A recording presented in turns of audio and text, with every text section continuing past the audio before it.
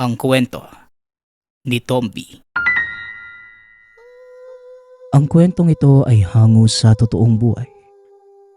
Mula ito sa isa nating tagapakinig na itago na lang natin sa pangalang Aming. Taong 1985. Probinsya ng Antique.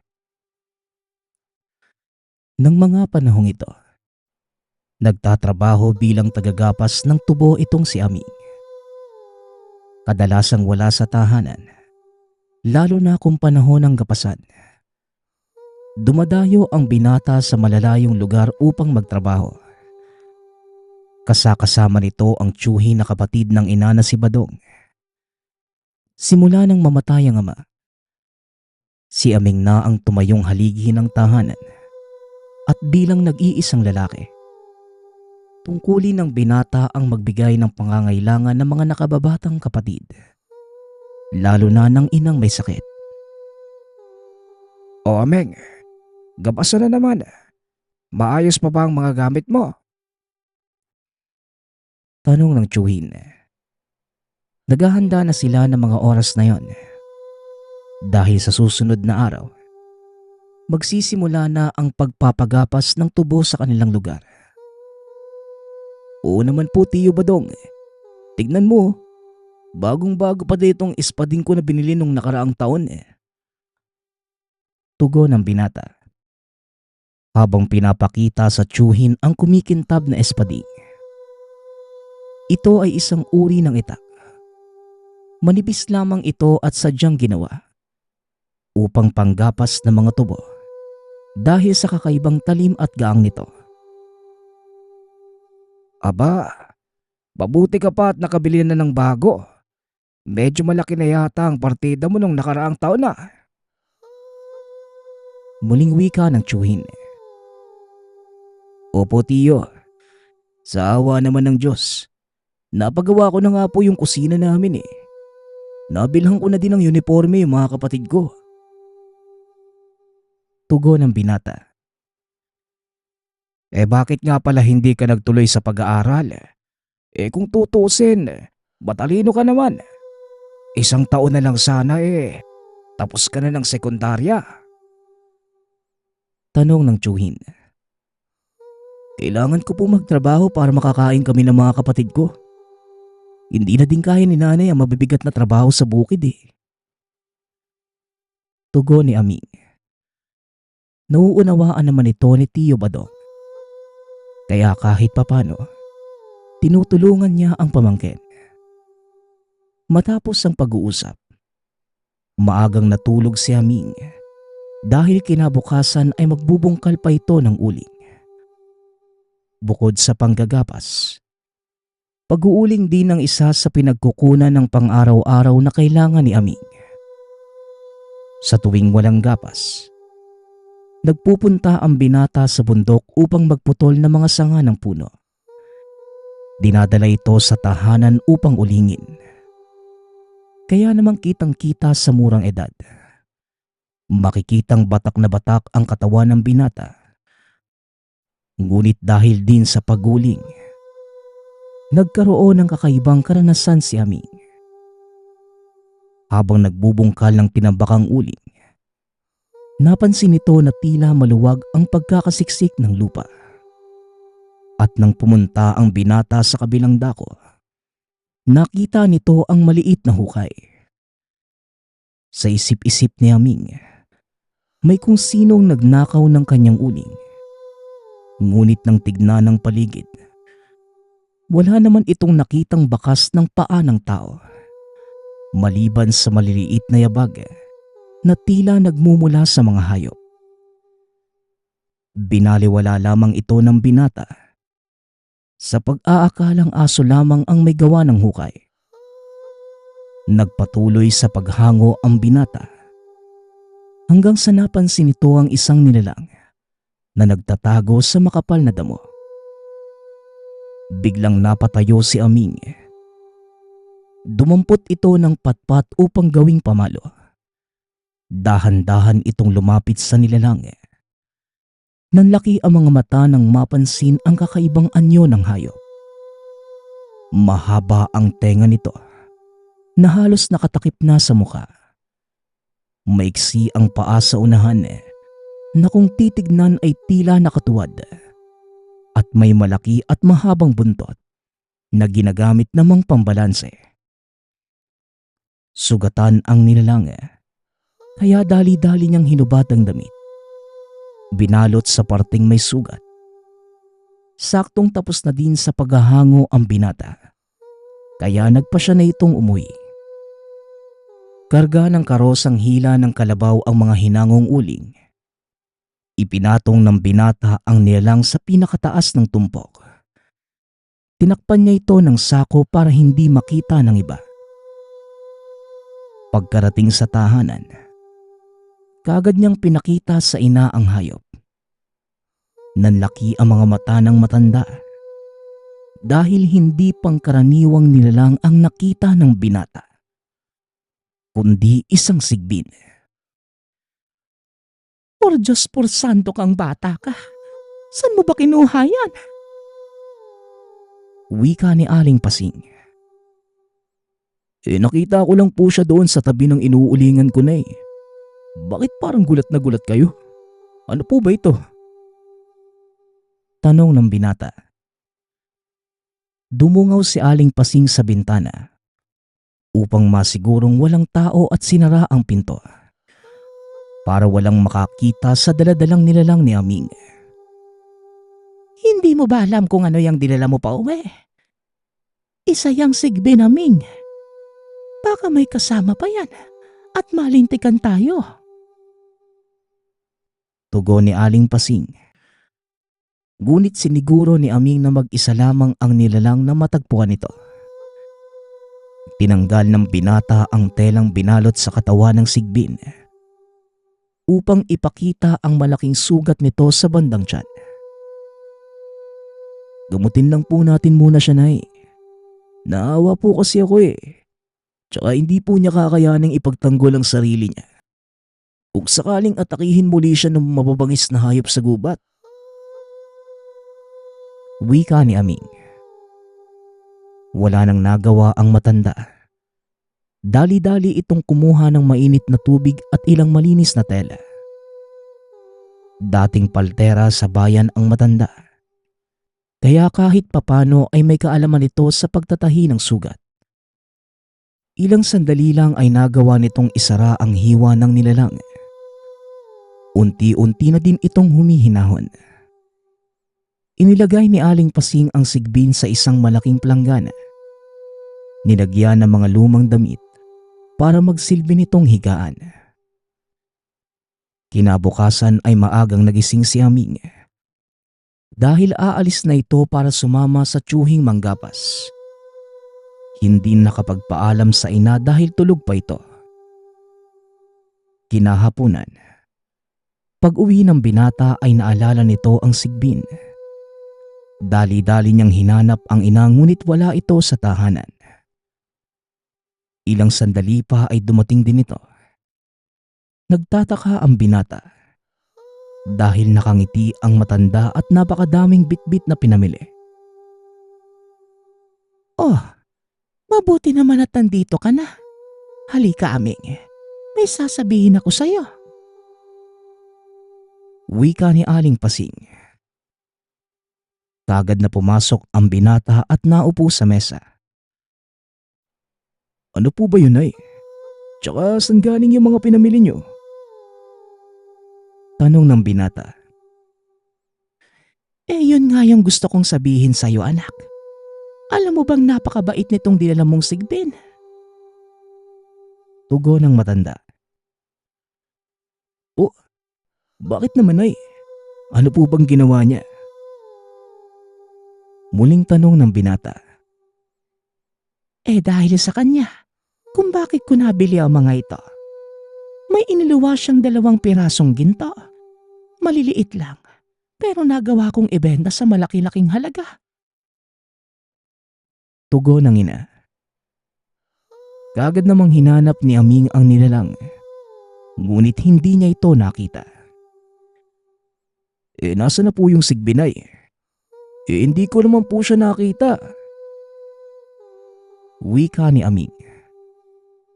Ibinili ko siya ng maliit na tapayan. Naroon sa likod ng bahay. Kung gusto mo pwede mo siyang puntahan.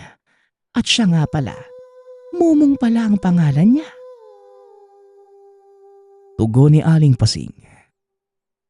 Kagad itong tumayo upang ihanda ang kanilang hapunan. Pumunta naman si Aming sa likod bahay upang tignan ang sigbin. Pagkarating ng binata doon, nakita nito ang maliit na tapayan. Wala itong takip kaya sinubukan niyang silipin ang nasa loob. Laking gulat ng binata nang biglang tumalon ang nilalang papunta sa kanya. Natumba si Aming at nagsisigaw. Dahilan para mapalabas ng bahay si Aling Pasing. Aming, ano bang nangyayari dyan at sigaw ka ng sigaw? Tanong ni Aling Pasing. Nakita nitong nakapatong sa dibdib ng binata ang sigbin habang inaamoy-amoy ito. Nako, akala ko kung napano ka na. Huwag kang mag-alala. Hindi nananakit si Mumong. Tumayo ka na dyan at kakain na. Maglinis ka na ng katawan mo. Wika ni Aling Pasing. Mabilis namang bumaba ang sigbin. Kaagad itong bumalik sa loob ng tapayan. Dahan-dahan namang tumayo ang binata at naupo sa tapat nito. Mabuti naman at magaling na yung sugat mo. Salamat nga pala sa binigay mong tulong kay nanay ha. Hindi ko alam kung ano ka. Pero alam kong mabuti kang nilalang. Kaya pakibantayan mo muna si nanay habang nagtatrabaho ako ha. Wika ng binata. Sabay himas sa ulo ng sigbin. Idinikit naman ito ang ilong sa palad ng binata bilang tanda ng pagtanggap ng pakikipagkaibigan nito. Ilang araw na ang lumipas. Napapansin ni Aming na unti-unting nagbabago ang itsura ng ina. Naging mas bata ang muka. Unti-unti ding tumataba at palagi na itong nakangiti.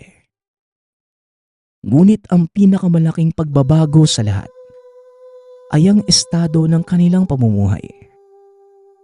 Unti-unting naipagawa ng ina ang sira-sira nilang barong-barong. Dito na nagsimulang magtaka si Ami. Kaya kinausap nito ang ina. Anay, huwag niyo po sanang mamasamain yung tanong ko ah. Saan niyo po ba kinukuha yung perang pampagawa sa bahay? Tanong ng binata. Saan pa ba? Di kay Momong. Hindi ko nga din alam anak kung bakit patuloy siyang naglalabas ng butil ng ginto. Hindi naman ako nang hihingi sa kanya. Tugon ni Aling Pasing. Dagdag pa ng matanda. Natataon pa kung kailan nila kailangan. Saka di nagbibigay ng ginto ang sigbin. Ganun po ba, Nay? Huwag naman po sanang malaman ng ibang tao ang tungkol sa kaibigan mo ha. At Nay, huwag sanang abusuhin yung kabaitan ng nilalang.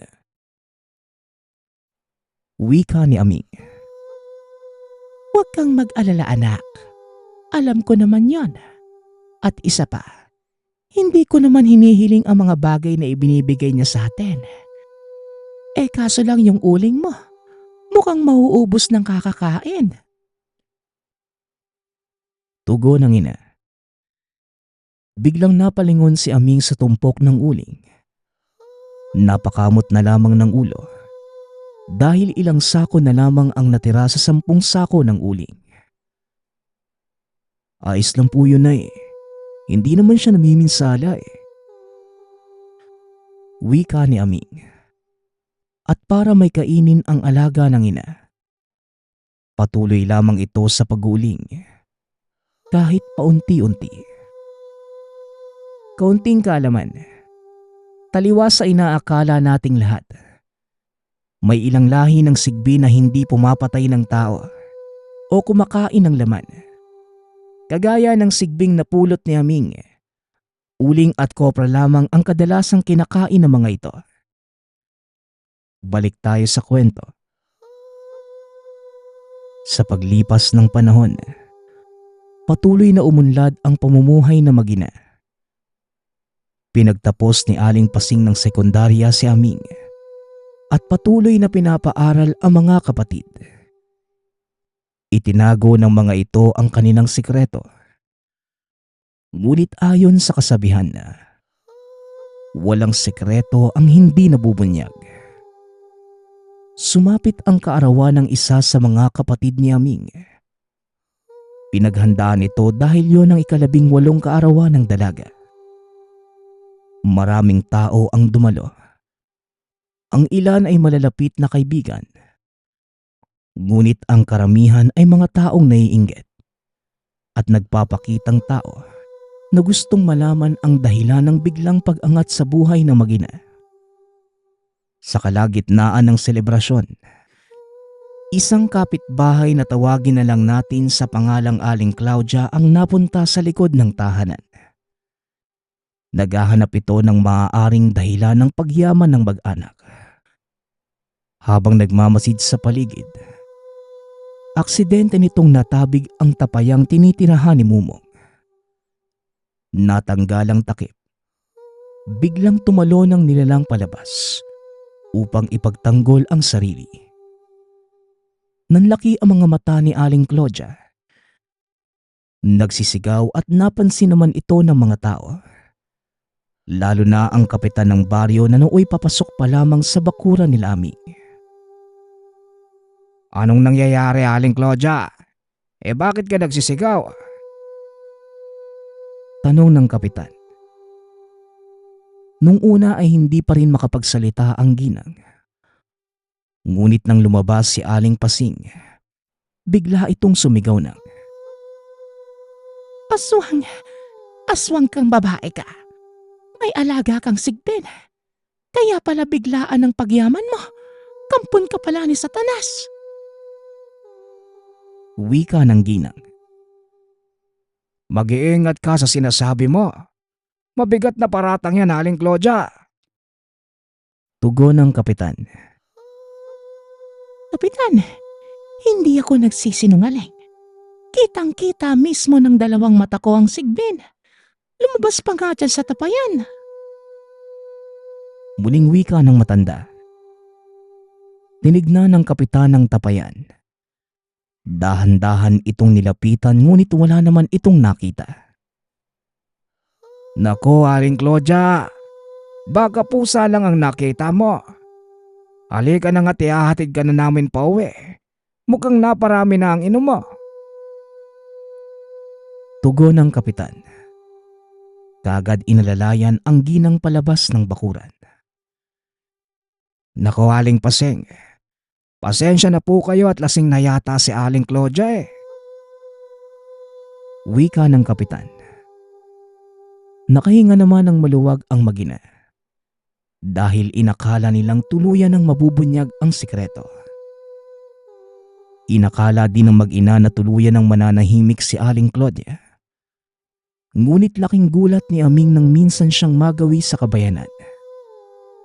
Nakaupo ang binata sa harap ng tindahan habang nagpapahinga. Namili ang binata ng mga kakailanganin sa tahanan. Nilapitan ito ng 2 babae. Ang isa ay mismong may-ari ng tindahan at ang isa naman ay nakikiusyoso lamang. Oy, Aming, totoo ba yung sinasabi ni Aling Claudia? May alaga daw sigbin ng nanay mo. Tanong ng tindera. Napangiti ang binata ngunit bahagya na itong kinakabahan. Po, naku, wag po kayong maniniwala doon kay Aling Claudia. Lasing na po yun eh. Sabi nga ni kapitan, baka pusa lang yung nakita nyo nung gabing pumunta sila sa bahay. Tugon ng binata. Ngunit nagpumilit ang tendera at ayon pa dito. Inilarawan ni Aling Claudia ang itsura ng nakitang nilalang. Kagaya nga po ng sabi ko, namamalikmata lang si Aling Claudia. Masyado naman po kayo nagpapaniwala sa mga kwento at talagang salasing pa. Muling wika ni Aming. Kagad na itong umalis sa lugar. Ngunit hindi pa man ito nakakalayo. Bigla siyang hinarang ni Kapitan Hermes. Alam mo, Aming, maniniwala na sana akong lasing si Aling Claudia nung gabing yun eh. Pero ako mismo ang nakakita nung sigbin.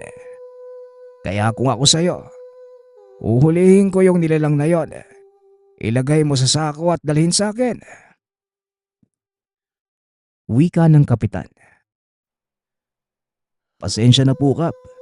Pero hindi ko alam yung sinasabi niyo eh. Sige po, aalis na ako. Tugon ng binata. Huwag ka nang magbaangan pa. Sige, ganito na lang. Kapag nahuli mo ang sigbe ng nanay mo at nadala sa akin, bibigyan kita ng malaking pabuya. Ano, payag ka na? Pagpupumilit ng Kapitan. Ngunit patuloy na nagmatigas ang binata. Pasensya na po talaga. Wala po akong alam sa sinasabi niyo eh. Wala po kaming alagang sigbin, Kap. Tugon ni Aming. Sabay takbo palayo sa lugar. Lingid sa kaalaman ng binatang may binabalak ng hindi maganda ang Kapitan. Pagkarating ng binata sa tahanan, kaagad nitong kinausap ang ina. Nay, galit na po sa bayan yung tungkol kay Mumong. Mukhang desidido si Kapitan Hermes na hulihin yung alaga nyo eh. Wika ng binata. Huwag kang mag-alala, Aming. Naramdaman na ito ni Momong at hindi niya tayo hahayaang masaktan. Kaya panatag mo ang kalooban mo. Tugon ni Aling Pasing. Ni hindi ito kinakakitaan ni Aming ng pag-aalala. Pakanta-kanta lamang ang matanda habang nagwawalis sa bakuran. Kinagabihan, naupo ang binata sa madilim na parte ng kanilang bakuran upang bantayan ang kung sino mang paparating. Maghahating gabi na ng mga sandaling yon. Sa hindi inaasahang pagkakataon, nakita ni Aming ang ilang taong paparating. Nanatili ito sa kinauupuan upang makiramdam. Nagpatay pa ng ilaw ang mga ito upang hindi makita. Ngunit lingid sa kaalaman nila, nakamasid lamang ang binata. Marahang lumakad ang dalawang lalaki. Isa sa mga ito ay si Kapitan Hermes. Laking gulat ng binata na mapagtanto nito na ang kasama ng kapitan walang iba kundi ang tiyuhing si Badong. Ang sabi ni Manang Paseng, nasa likod bahay ang tapayan. Pero hindi ako sigurado kung alin sa mga yon. Kaya mag-iingat tayo. Ayokong malaman ng kapatid ko na ako ang nagturo sa'yo. Wika ni Badong. Huwag kang mag-alala, Badong. Kagaya ng sinabi ko, malaki ang magiging pabuya mo kapag nahuli ko ng buhay ang sigbi na ito. Sa wakas, yayaman na din ako. Ha ha ha ha ha. Tugon ni Kapitan Hermes. Hindi makapaniwala ang binatang pinagkalulo ng tiyuhin ang ina. Marahang gumapang si Aming papunta sa kinaroroonan ng tapayan. Inilipat ito ni Aling Pasing bilang paghahanda kung sakaling totoo ang sinasabi ni Aming. Nakaupo ang binata sa tabi ng tapayan habang pilit tinatawag ang sigbin. Mumong, Mumong, tumakas ka na. Nandito na ang mga taong gustong humuli sa'yo. Pabulong na wika ng binata. Bahagyang sumilip ang nilalang sa bunganga ng tapayan. Ngunit muling bumalik sa loob. Tila wala itong balak umalis sa tahanan. Ibinaling ng binata ang atensyon sa dalawang nanloob at aksidenteng natabig ni Badong ang isa sa mga walang lamang tapayan. Nabasag ito dahilan para lumika ng ingay. Biglang nagbukas ang ilaw sa loob ng tahanan. Lumabas si Aling Pasing. Sinong nandyan? Aming, ikaw ba yan? Tanong ng ginang. Ngunit bigla itong hinablot ni Kapitan Hermes at tinakpa ng bibig. Huwag kang maingay, Pasing.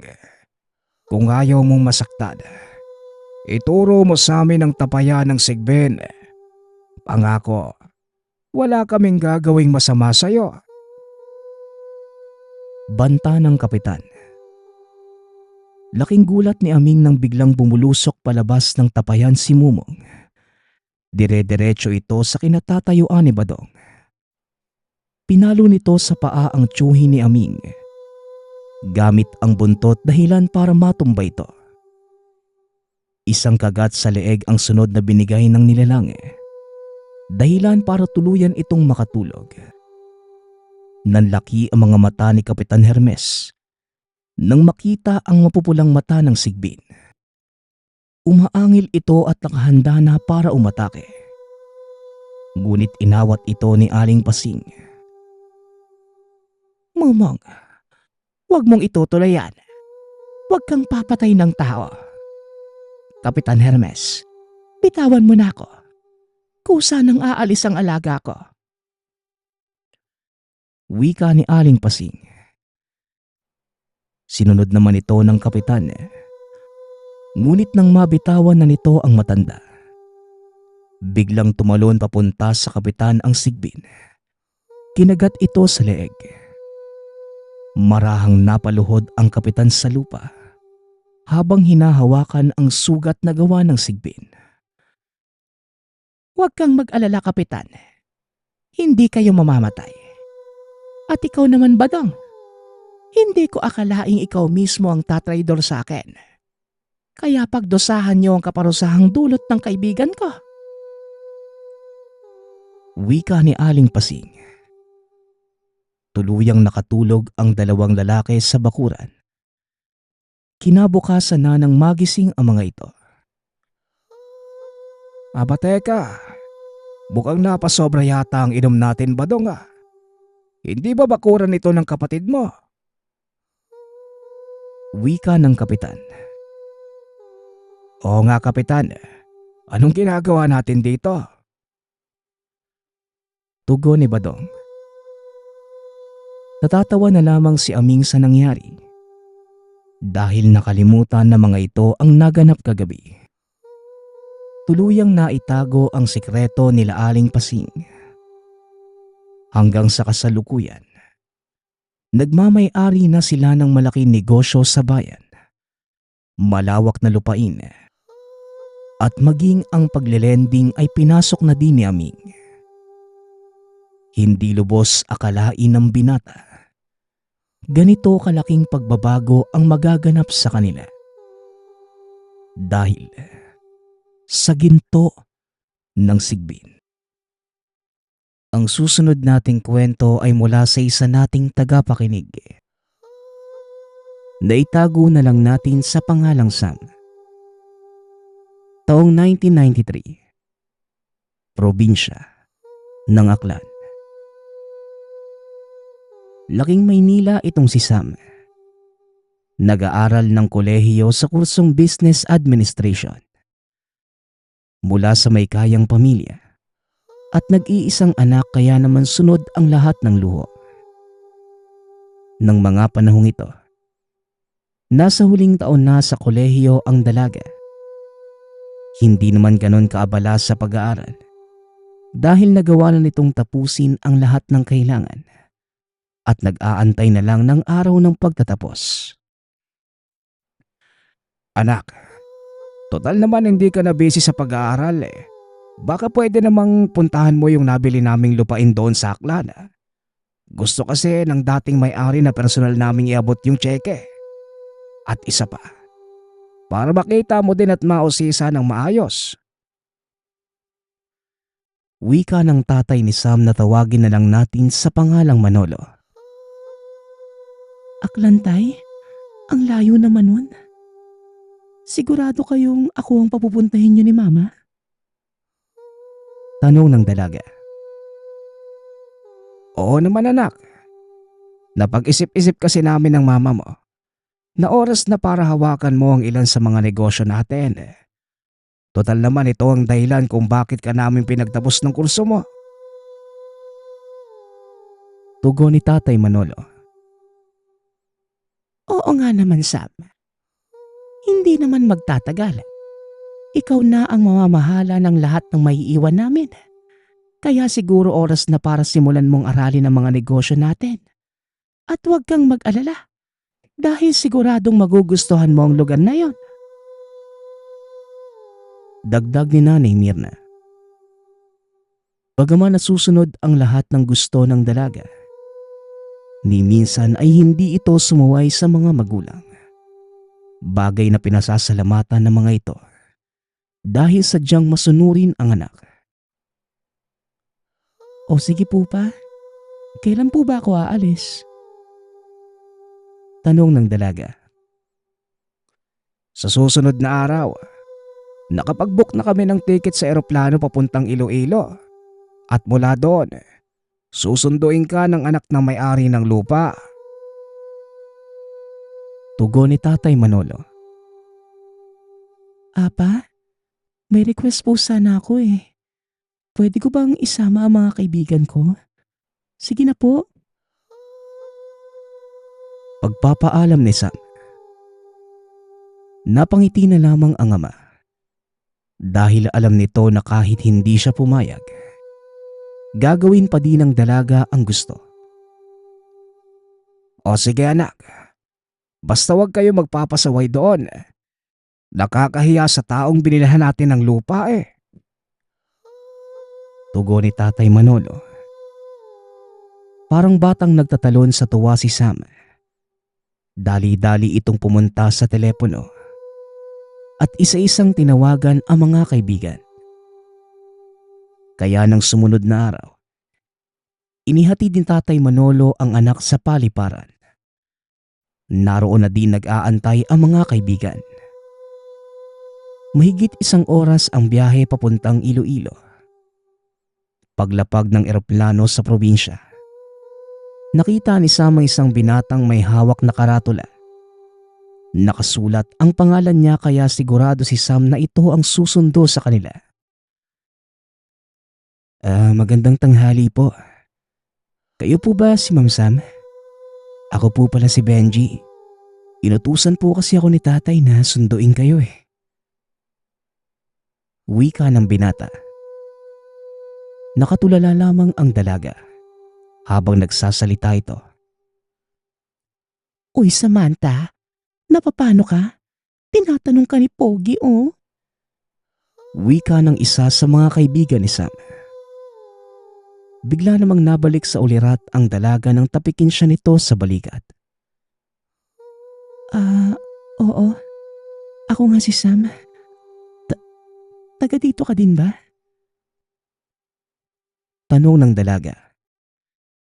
Napakamot ng ulo ang binata dahil tila wala pa sa sarili si Sam. Opo ma'am. Inutusan po ako ng tatay ko na sunduin daw po kayo. Tugon ng binata. Naku, wag mo na akong tawaging ma'am. Sam na lang. Yun ang tawag ng mga kaibigan ko sa akin eh. Wika ng dalaga. Hindi nito maialis ang mata sa binata dahil kakaiba talaga ang itsura nito. May asul na mata, maputing balat kaya mapagkakamalan itong Amerikano. Habang nasa sasakyan, hindi napigilan ng dalaga ang magtanong. Ano nga ulit ang pangalan mo? Tanong ni Sam. Benji po pala. Tugon ng binata. Okay. Nice to meet you, Benji. Kung hindi mo mamasamain, Amerikano ba ang tatay mo? Tanong ni Sam. Nanlaki ang mga mata ng binata at tumawa ng malakas. Si tatay? Hindi po. Taga dito lang din siya. Pero ang sabi niya sa akin, si nanay daw po ang taga ibang bansa eh. Kaso hindi ko na naabutan. Kasi sanggol pa lang ako nung mamatay siya. Muling wika ni Benji. Napatango na lamang si Sam. Hindi na nito tinuloy pa ang pagtatanong dahil biglang nag-iba ang ekspresyon ng mukha ni Benji. Ibinaling ng dalaga ang tingin sa binata. Nagulat ito sa nakita. Ayos. Ang ganda pala dito, no? Kaya pala sabi ni Papa, magugustuhan ko dito. Wika ng dalaga. Tanaw mula sa daan ng dagat.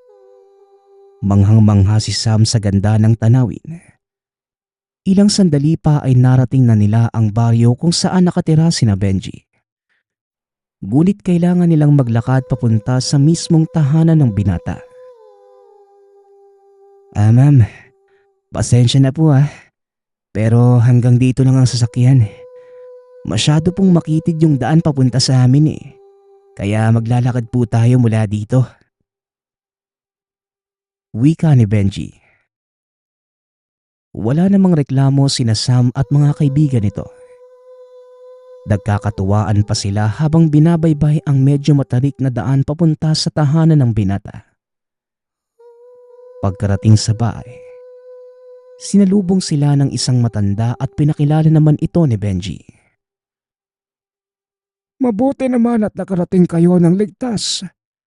Ako nga pala si Delphine, ang kausap ng tatay mo. Wika ni Mang Delphine habang nakatitig kay Derek. Hindi po ako ang anak, no? Siya po. Tugon naman ni Derek sabay turo kay Sam. Nako, pasensya na. Akala ko ay lalaki ang anak ni Sir Manolo. Kinagagala kitang makilala, Sam. Muling wika ni Mang Delphine. Napangiti ang dalaga. Kinuha ang kamay ng matanda upang magmano. Wala pong problema yun, Mang Delphine. Tama nga po ang sinabi ni Papa. Maganda nga pala talaga dito, no? Nasan po banda ang lupang binili ni Papa? Tanong ng dalaga. Nako, malayo pa dito eh. Pero huwag kayong mag-alala. Dahil may sasakyan naman. Sa ngayon dalhin niyo muna ang mga gamit sa loob ng bahay. Kumain muna kayo. Nakaluto na ang asawa ko ng tinolang manok. Tugon ng matanda. Mabilis namang nagsipasok ang mga kaibigan ni Sam. Lalo na ang isa pang babae sa pangkat na tawagin na lang natin sa pangalang Andrea. May kagaspangan ng ugali ng dalagang ito na kadalasang kinaiinisan nila Derek at Sam. Hindi sana papayag ang dalaga na isama ito. Kaso nga lang wala siyang magagawa. Dahil pinsan ito ni Derek at magsusumbong sa mga magulang ng binata sa oras na hindi siya isinama. Nauna itong pumasok sa tahanan at akmang susunod na sana sina Derek nang bigla siyang hatakin ni Sam. Derek, pagsabihin mo nga yung pinsan mo. Ayokong mapahiya sa mga taong ito, ha. Malalagot ako kay Papa kapag may ginawang kalokohan yan. Wika ng dalaga. Nako sis, pasensya ka na ha. Ako na ang bahala sa kanya. Tara na, kumain na muna tayo. Gutom na din ako eh. Tugon ni Derek. Habang kumakain ay panay ang kwento ni Mang Delphine tungkol sa nabiling lupa ng ama ni Sam. Ayon sa matanda, malapit sa lawa ang lupa. Nasa tabi lamang ng pangunahing kalsada, kaya maganda itong pagtayuan ng negosyo. Ngunit biglang natigilan ang matanda nang banggitin ni Sam ang tungkol sa mga naninirahan malapit sa lugar. Yun ba? Wala namang kayong dapat alalahanin sa kanila. Hanggat wala kayong ginagawang masama, maayos naman silang makitungo sa mga dayo. Tugon ni Mang Delfin. Matapos kumain, nagpahinga sandali ang grupo. Naupo si Sam sa isang bangkong gawa sa kawayan sa mismong bakuran nila Benji, habang sina Derek at Andrea naman ay nag-uusap. Maya-maya ay dumating si Benji. May dala itong isang bungkos ng buko. Ma'am, ito po, nagdala po ako ng buko para ma-preskuhan po kayo. Sandali lang po at bibiyakin ko muna. Wika ni Benji. At habang nagbibiyak ng buko ay walang patid ang tanong ni Derek sa kanya. Ngumingiti lamang ang binata dahil nahihiya ito. Uy Derek, ano ka ba? Para kang ewan. Bakit mo tatanungin kung may asawa na yung tao? May nakita ka bang babae sa loob ng bahay? Pag-awat ni Sam sa kaibigan. Hindi ma'am, ayos lang po. Sir Derek, wala pa po akong asawa. Wala pa po sa isip ko yung mga ganyang bagay. Tugon ni Benji. Maya-maya ay lumapit si Andrea. Bakit hindi ka na lang lumuwas ng Maynila? Mas maraming magagandang babae doon. Kesa nagtitiis ka dito. Hindi na ituloy ni Andrea ang sasabihin dahil biglang tinakpan ni Derek ang bibig nito. Ano ka ba naman? Ayusin mo nga yung sarili mo. Papauwiin kitang mag-isa. Wika ng binata sa pinsan. Kinagabihan ay kinausap ni Mang Delfin si Sam. Tungkol ito sa lupang binili ng ama. Naihanda ko na ang titulo at bukas iaabot ko na yun sa'yo. Nga pala mama, gusto ko lang kayong bigyan ng babala tungkol po sa mga taong nakatira sa lugar. Wika ng matanda. Ano naman po ang tungkol sa mga nakatira doon? Tanong ng dalaga. Hindi naman po sa tinatakot kita o sinisiraan ko ang lugar na ito. Ayoko lang maging sinungaling sa tatay mo. Binalaan ko na din siya noon pero hindi pa rin nakinig. Ang dahilan niya kaya namang pakisamahan ng mga taong yon. Tugon ng matanda. Napangiti si Sam sa sinabi ni Mang Delfin. Dahil talagang kilala ito ng ama. Wala pa itong taong hindi napapaamo o napasunod. Tama naman po si Papa eh. Sa totoo lang, hindi ko nga din po alam kung paano niyang ginagawa yon. Pero napakadami na po kaming nakaengkwentrong squatter sa lupang binibili namin. Sa huli, nagiging kaibigan pa niya ang mga yon. Muling wika ng dalaga. Ibahin mo ang mga taong ito mama. Wala po silang kinikilala. Kahit gaano pa kadami ang pera mo o gaano ka pa kakilala.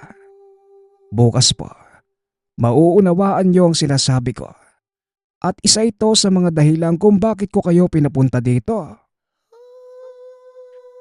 Tugon ni Mang Delfin. Matapos ang pag-uusap ay kagad nang natulog sina Sam.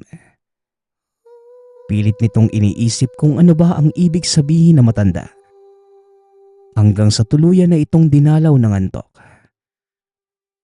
Kinabukasan, malakas na tilaok na manok ang gumising sa dalaga, pati sa mga kaibigan nito. Kasunod noon ay ang halimuyak ng nilulutong kanin at bagong kulong kapeng barako. Paglabas pa lamang sa silid, kagad silang inayang maupo sa mesa upang mag-agahan. Ma'am, mag-agahan po muna tayo. Medyo matatagalan tayo doon sa lugar eh. Paanyaya ni Benji. Naalala ni Sam ang sinabi ni Mang Delphine. Kinuha nito ang pagkakataon upang tanungin ang binata.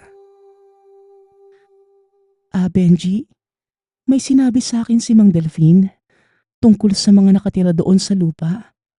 Ano bang meron sa mga yun? Bakit parang takot na takot ang tatay mo? Tanong ni Sam. Biglang natahimik ang binata. Nagpalinga-linga ito sa paligid. Sinigurado nitong walang nakikinig bago sagutin ang tanong ng dalaga. Ewan ko kung maniniwala kayo, no? Pero mga aswang ang nakatira sa baryong yun. Ang sabi ni tatay, doon daw namatay ang nanay ko eh. Wika ni Benji. Akmang magkukwento pa sana ito nang bigla namang dumating si Mang Delphine. Oh, tapos na ba kayong kumain? Nakahanda na din ang sasakyan sa baba. Kung handa na kayo, aalis na tayo, Ma'am Sam. Wika ni Mang Delphine. Kagad nang tumayo si Sam at inaya na ang mga kasama para umalis. Habang nasa daan nagtataka si Sam dahil napapaligiran ng mayabong na kawayanan ng kalsada. Halos lahat ng makita nilang tao, masakit ang titig sa kanila. Mukhang ayaw nilang nandito tayo, Sam. Wika ni Derek. Kagad naman itong pinatahimik ni Mang Delphine. Kung ako sa inyo, ititikom ko na lang ang bibig ko. Sita ni Mang Delphine. Ilang sandali pa ay hininto na ni Benji ang sasakyan. Nakita ni Sam ang maliit na pamayanan. At kagaya ng mga nakasalubong ay matalim din ang titig sa kanila. Parang ayaw nilang nandito tayo. Wika ni Andrea. Hinampas ni Derek ang balikat nito at pinatahimik. Ilang sandali pa ay nakarating na sila sa bukana ng lote. Nakita ni Sam na may ilang bahay ang nakatirik sa loob ng ari-ari ang binili ng ama. At isang sira-sirang mansyon. Tara na, Ma'am. Tumuloy na po tayo para makita niyo ang kabuuan ng lugar. Wika ni Mang Delphine. Itinuro nito ang mga palatandaan at bawat hangganan ng lupa. Ngunit wala ito sa isip ng dalaga. Nakatitig lamang sa mga taong nasa paligid. Habang naglalakad, bigla na lang napasigaw si Andrea at nang lingunin ito ni Sam. Nakita niya ang isang matandang nakaupo sa lupa. Andrea, anong nangyari?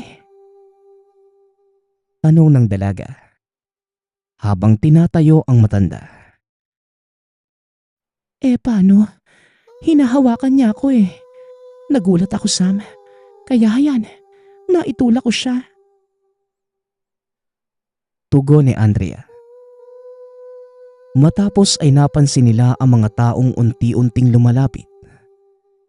Dito na nakaramdam ng takot ang dalaga. Napakapit ito sa braso ni Benji. Hindi ba sinabi kong huwag kayong gagawa ng kahit anong ikagagalit ng mga taong ito? Ayan, tignan nyo ngayon. Benji, alam mo na ang gagawin mo. Wika ni Mang Delphine. Marahang naglakad si Benji papunta sa sasakyan habang pilit kinakausap ng matanda ang mga tao. Ilang sandali pa ay napaandar na ng binata ang kotse. Pinaharurot ito papunta sa direksyon nila Sam. Dali-daling nagsipagsakayan ang mga ito. Ngunit sa kasamaang palad ay naiwan si Andrea dahil nahawakan ito ng isa sa mga taga doon. Si Andrea, Balikan natin siya. Wika ni Sam. Nako, wala na din tayo magagawa, Mama. Kung babalikan pa natin ang kasama mo, siguradong uubusin nila tayo. Tugon ni Mang Delphine. Panayang sigaw ni Sam sa pangalan ng kaibigan. Ngunit hindi na ito sumasagot dahil kinuyog na ng mga tao. Pagkarating sa tahanan ni Benji, galit na galit ang dalaga at pinakalma naman ito ng binata. Alam kong nagagalit ka sa nangyari, pero pakinggan mo ang sasabihin namin ni tatay. Ang lugar na yon ay pugad ng mga mangingilaw. Kumakain ng tao. Naiintindihan mo ba? Biglang natigilan si Sam sa sinabi ng binata. At doon namatay ang aking asawa. Kung nakita niyo ang lumang mansyon, yon ang tahanan namin noon. Napilitang kaming umalis sa lugar dahil sa mga mangingilaw na yon. Dagdag ni Mang Delphine. Pero, paano naman po si Andrea? Siguradong ako ang sisisihin ng mga magulang niya kapag hindi natin siya nakuha. Tugon ng dalaga. Biglang lumabas ng bahay si Benji. Dala ang itak at isang mataas na kalibre ng baril. Benji, saan ka pupunta? Huwag mong sasabihing babalik ka doon. Tanong ni Mang Delphine. Oo tay, babalik po ako doon. Kailangan kong kunin si Andrea. Dahil una sa lahat, tayo ang dahilan kung bakit siya nasa ganung kalagayan. Tugon ng binata.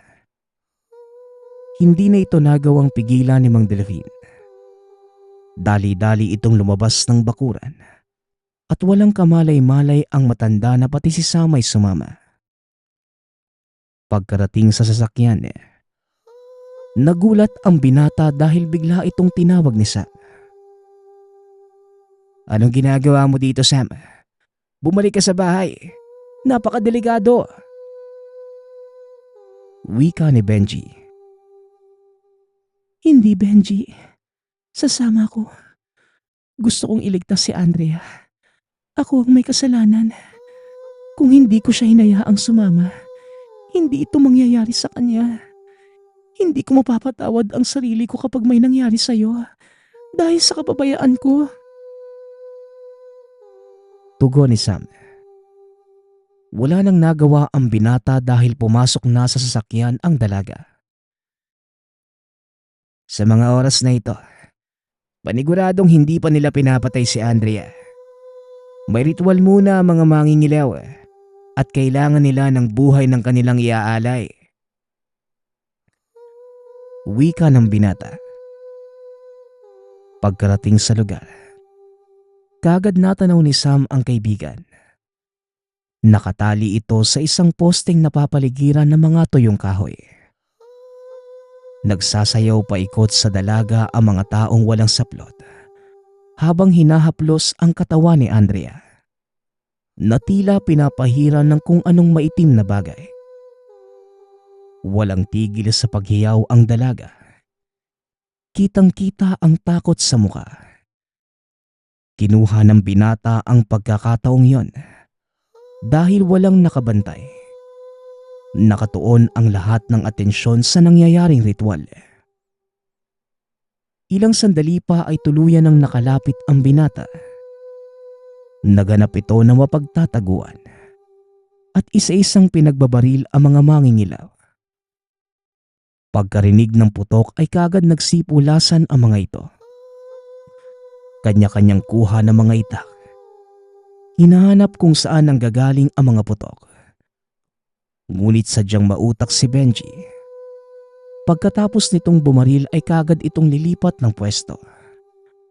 Kaya hindi siya magawang mahuli ng mga kalaban. Nagawa pa nitong bawasan ng malaking bilang ang mga mangingilaw. Ngunit sakto namang naubusan siya ng bala. Binunot nito ang itak. Dahan-dahang lumapit sa kinaroroonan ni Andrea. Habang papalapit ang binata, bigla naman itong dinamba ng isa sa mga mangingilaw. Nakagat nito ang tenga ng binata. Ngunit nagawa itong saksakin ni Benji sa lalamunan, dahilan ng agaran nitong kamatayan. Pinaikutan ng mga aswang ang binata. Sa isip-isip ni Benji ay yun na ang katapusan. Ngunit nakita nitong kinalaga ni Sam si Andrea. Kaya naman panatag na itong kahit anong mangyari sa kanya, makakaligtas ang dalawang kasama. Akmang susugod na sana ang mga mangingilaw nang bigla silang makarinig ng sunod-sunod na putok ng baril. Mabilis na dumapa si Benji. Laking gulat nito dahil ang taong nagpaula ng bala ay walang iba kundi si Mang Delfin. Nagsipagpulasan ang mga aswang dahil nagagawa silang tabla ng bala ni Mang Delfin. At nang masigurong wala na ang mga ito, mabilis namang tumakbo si Benji papunta sa kotse. Pinaharurot nito ang sasakyan palayo sa lugar hanggang sa marating nila ang tahanan. Tulala pa din si Andrea, patuloy lamang sa pag-iyak. Inakala nilang mawawala ito sa sarili dahil sa naging karanasan. Ngunit laking gulat ng grupo ng kinabukasan ay nakita nila itong nagkakape kasama si Mang Delfin. Nakahinga ng maluwag si Sam dahil ang buong akala ay mamamatay na si Andrea sa kamay ng mga aswang. Ma'am, narito na po ang checking ibinayad ng tatay ninyo. Pasensya na po kayo kung ganito ang nangyari sa pagpunta ninyo.